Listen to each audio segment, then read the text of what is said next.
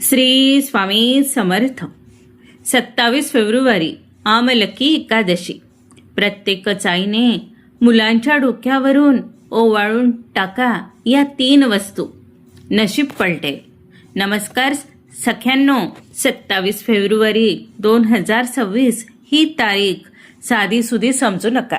या दिवशी एक असा अद्भुत योग जुळून येतोय जो तुमच्या मुलांच्या आयुष्याचं सोनं करू शकतो.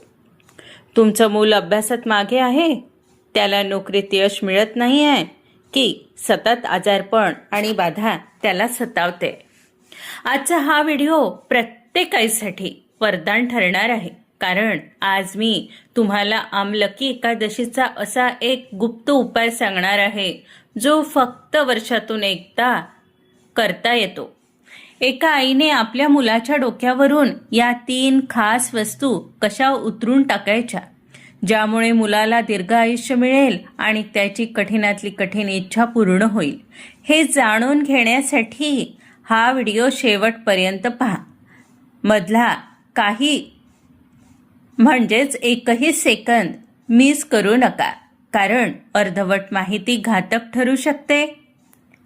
व्हिडिओ सुरू करण्यापूर्वी कमेंट बॉक्समध्ये श्री स्वामी समर्थ, गंगणपतये नमः आणि ओम नमो भगवते वासुदेवाय लिहायला विसरू नका.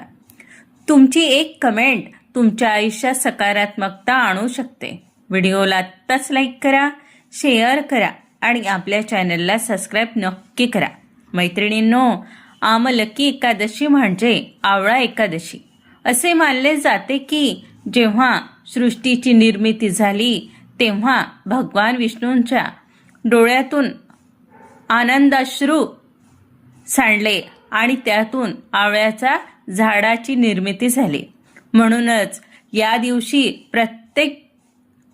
प्रत्यक्ष भगवान विष्णू आणि माता लक्ष्मी आवळ्याच्या झाडात वास्तव्य करतात.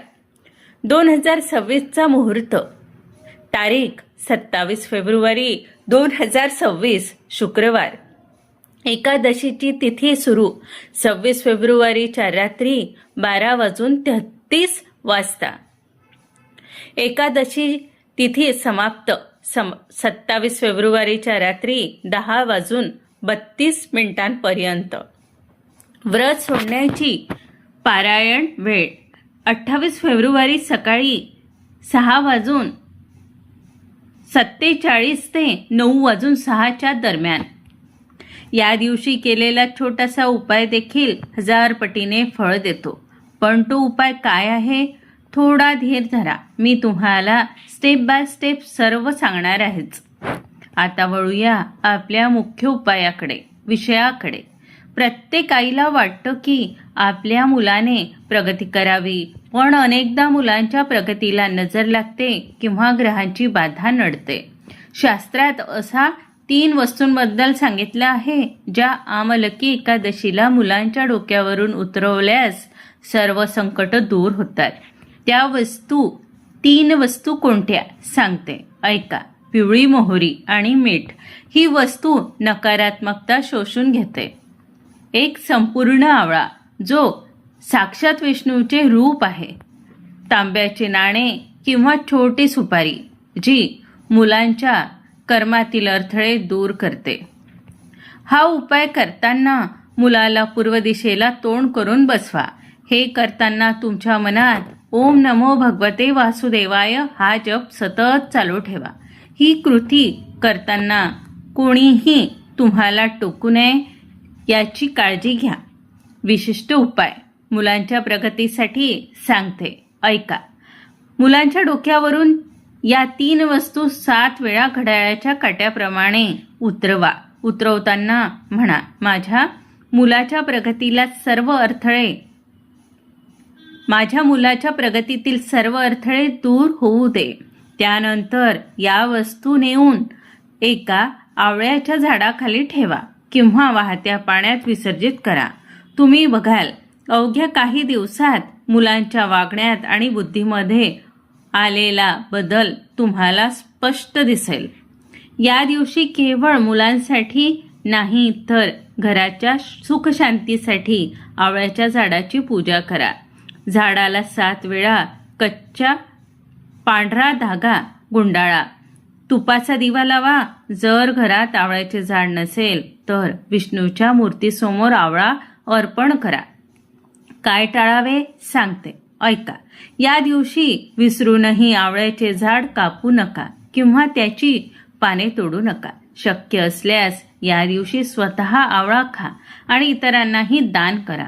सख्यांनो, तुम्हाला वाटत असेल की हा उपाय फक्त माहिती आहे, पण यामागे एक अशी सत्य कथा आहे जी ऐकून तुमच्या अंगावर काटा येईल.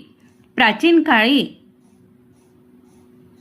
वैदिश नावाचा नगरात चैत्ररथ नावाचा एक राजा राज्य करत होता.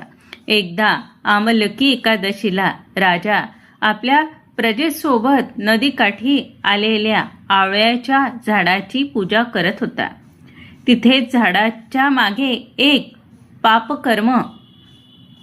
कर्मात बुडालेला व्याध्य म्हणजे शिकारी लपून बसला होता. तो शिकारी तेथे चोरीच्या उद्देशाने किंवा प्राण्यांच्या शिकारीसाठी आला होता.